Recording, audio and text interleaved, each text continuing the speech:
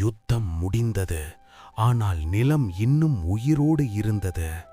போர்க்களத்தின் நடுவில் உயிருடன் இருந்தது இருவர் மட்டும், கிருஷ்ணரும் கர்ணனும். கர்ணன் திடீரென்று திரும்பினான். யப்தம் கேட்டாயா கேசவா? கிருஷ்ணர் சிரித்தார். அது காற்றல்ல கர்ணா, உன் விதிதான் உன்னை அழைக்குது. கர்ணன் மண்ணை தட்டினான். தங்க கவசத்தின் ஒரு துண்டு பிரகாசித்தது. அது மூச்சு விடுவது போல ஜொலித்தது.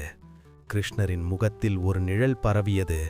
நீ இதை மீண்டும் காணக்கூடாது. தங்க கவசம் திறந்தது. அதில் ஒரு கண்ணாடி.